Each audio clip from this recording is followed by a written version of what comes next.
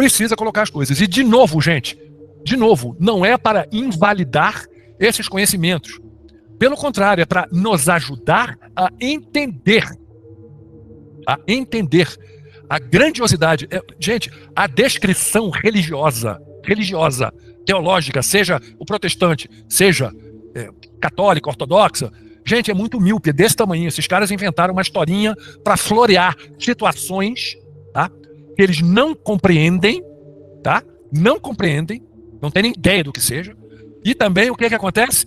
Para forjar determinados conceitos de engenharia social que os permitisse criar um sistema de controle social, aprisionamento da mente, e pudessem controlar.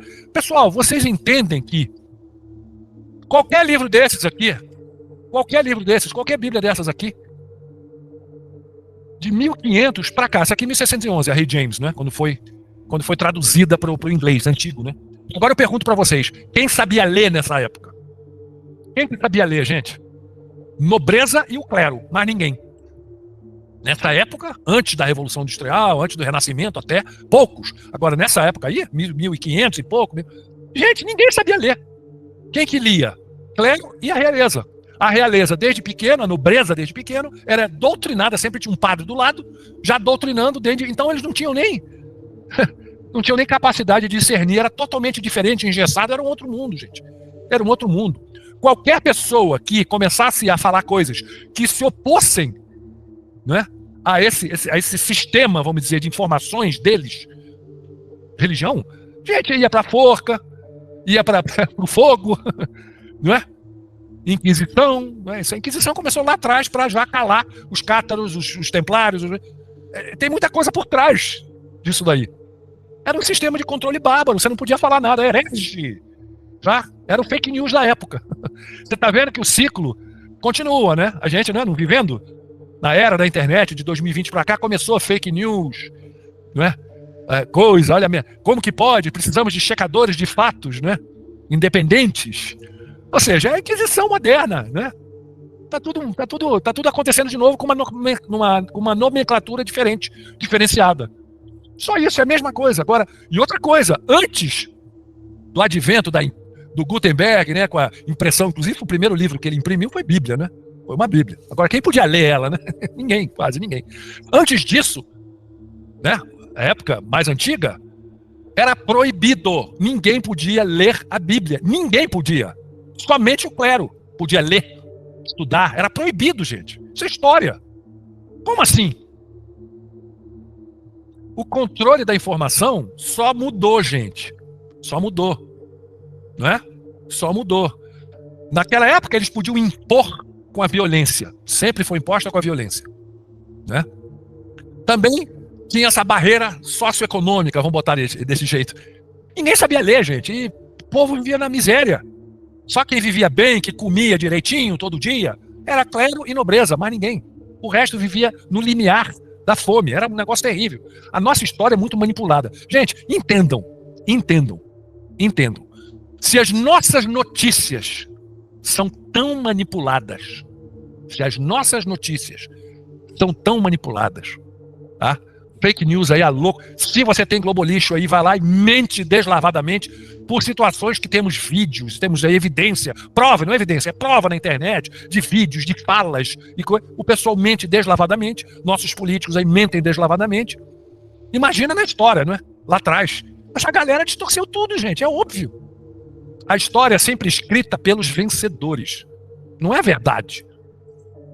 Então a gente tem que ter tudo isso na cabeça. De ver que realmente é um show de loucura, não é? É um mistureba só, a gente não sabe o que é o quê. Não é muito complicado. Ainda tem o peso, não é, da doutrinação, né? Que eles foram muito espertos, né? Eles tomaram conta das escolas. Tomaram conta de todo tipo de conhecimento. Tudo na mão deles, dos padres lá, todos. As ordens jesuítas, dominicano, salesiano depois, mais pra cá, né? Tomaram conta. Doutrinando a galera. Que já é um freio absurdo. Né? Aprisiona a mente, o cara é muito difícil despertar e tal. Até porque também não é encorajado esse tipo de coisa, né? Que as pessoas, não, mas tem aí as religiões, Igreja Católica, o Papa, o Vaticano. Ninguém sabe da história, né? O que essa galera fez, o que faz, o que apronta, o que tá por trás. É tudo superficial, fachadona, né? Isso é muito complicado, gente. Por isso a importância deste livro. Essa Bíblia de Zurique está nas nossas mãos. E, de novo, reitero, na minha opinião, ela é única. Foi uma tradução, foi uma composição única. Porque se tem todos esses livros, os 13 apócrifos, vamos botar assim, entre aspas, nela não tem nada a ver com a Bíblia de Zurique tradicional, entre aspas, né? É um exemplo único. É um exemplo único. É de uma importância absurda um texto desse. Mas que vai nos ajudar a quê? A compreender, a entender o que de fato aconteceu, a importância desses fatos bíblicos todos que aconteceram no passado, mas com a ótica correta, com a ajuda de nossos parceiros. Não tem como saber ao certo o que aconteceu. Não tem como, gente. Tá? Não tem como. Sem ajuda direta dos nossos parceiros, é impossível. Impossível. Tá? Exemplo. Vamos dar um exemplo aqui bem bobão. O Pentateuco, né? O Pentateuco foi escrito por Moisés, não é? Que é a Torá, não é? Agora ele escreveu em que língua, se não se falava hebraico na época? Que língua que foi escrito? Como assim?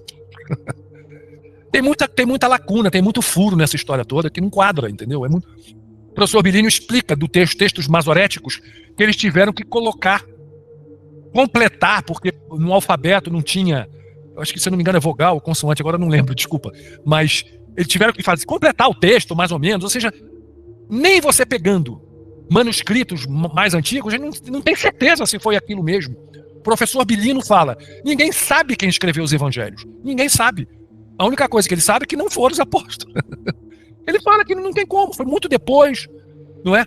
As inconsistências todas, eu não vou entrar no detalhe, como eu falei no começo, isso aqui é uma explanação superficial, gente, só para a gente entender a importância desta Bíblia, tá, de 500 anos, que está em nossas mãos, sendo restaurada, com o texto, entre aspas, aparentemente completo, com 13 apócrifos, com coisas ali bem interessantes. Eu não vou avançar nada, tá? Até porque eu não sei. Eu sei superficialmente algumas coisas que o nosso presidente contou. Mas vamos esperar ele falar, ele dar, não é? Vamos esperar a tradução, escanear e tal. Mas, de novo, gente, vai nos ajudar a compreender e é uma coisa fantástica, tá? Inclusive, está tudo concatenado com as nossas pesquisas. Principalmente Ratanabá. Nosso presidente, ele já falou, tá? Ele já falou abertamente, tá? Que essa pesquisa de Ratanabá vai mostrar a presença aqui na Amazônia de inúmeros personagens bíblicos, inclusive JC, que esteve aqui, Salomão, vários outros. Vários desses personagens estiveram aqui na Amazônia e em outros lugares também. Lá tem essas evidências todas. Provas, né, vamos dizer assim, que vão nos trazer uma enorme felicidade, gente. Uma enorme felicidade. Por quê? Vai, de fato, corroborar a real e mostrar a real história e a real importância desses textos bíblicos, dessa história, entre aspas, bíblica, que foi distorcida, corrompida, censurada, né, escondida.